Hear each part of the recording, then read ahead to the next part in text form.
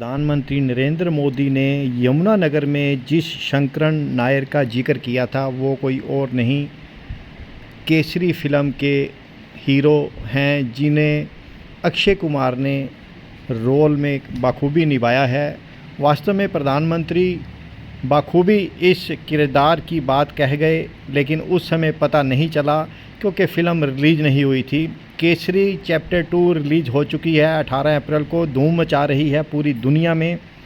और उस फिल्म में नायक हैं अक्षय कुमार। प्रधानमंत्री ने किस सफाई के साथ उस हीरो का जिक्र किया जिसने जलियांवाला बाग में हुए नरसंहार को दुनिया के सामने लाया। वास्तव में शंकरन नायर एक वकील थे जो केरल के थे और यहाँ पंजाब में आकर लड़ाई लड़ी, अंग्रेज़ी हुकूमत के ख़िलाफ़ लड़ाई लड़ी। उसी को बताना चाहते थे प्रधानमंत्री, इशारा कर गए।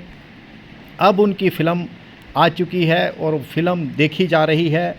शंकरन नायर का जो रोल था वो कितना बेहतरीन था।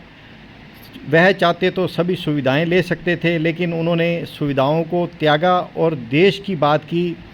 यही है इस फिल्म की खूबी, जिसमें शंकरन नायर सब कुछ त्याग कर अपने देश के साथ, अपने हिंदुस्तान के साथ खड़े नज़र आए। यही सब कुछ दिखाया गया है केसरी चैप्टर 2 में। जलियांवाला बाग में भीड़ को हटाने के लिए वार्निंग कैसे दी? आपने टीयर गैस फेंकी वहाँ? नहीं। Did you fire shots in the air?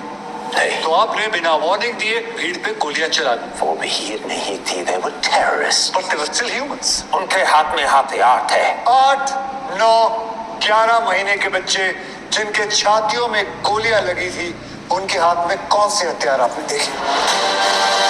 उनके खड़े या फिर बंद मुट्ठी?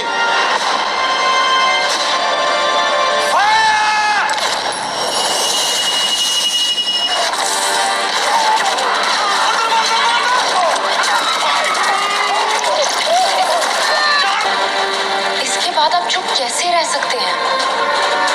अंग्रेजों से कोई नहीं जीत सकता है।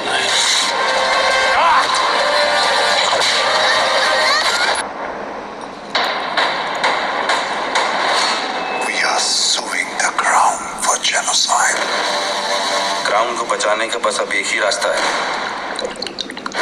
थोड़ा सा सनकी है पर is a genius.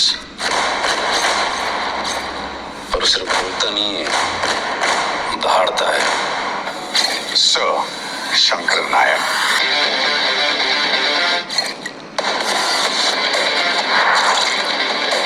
Doesn't your England have queens?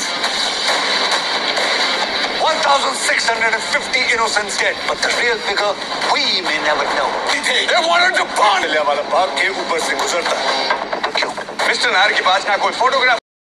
इस फिल्म को देखने से पहले और प्रधानमंत्री के बताने से पहले शायद ही किसी को पता होगा शंकरन नायर का नाम, जो चाहते तो सरकार के साथ रह सकते थे, अंग्रेज़ों के साथ रह सकते थे, लेकिन उन्होंने सच्चाई को चुना, हिंदुस्तानियों को चुना और हिंदुस्तानियों का साथ देते हुए वह काम कर डाला जो शायद कोई और नहीं कर सकता। प्रधानमंत्री नरेंद्र मोदी जब यमुनानगर आए 14 अप्रैल को, तो उन्होंने अपने भाषण में जिक्र किया था विशेषकर शंकरन नायर का।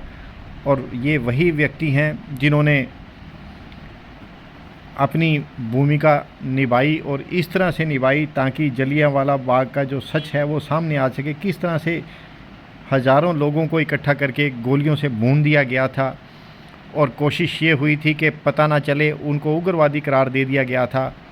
यह सब दुनिया ने देखा और यह भी दुनिया ने देखा कि किस तरह से केरल का एक वकील शंकरन नायर जाकर इस सारे मामले की लड़ाई लड़ता है और लड़ाई में जीत होती है और उसके बाद सच सामने आता है कि वहाँ वाकई नरसंहार हुआ था।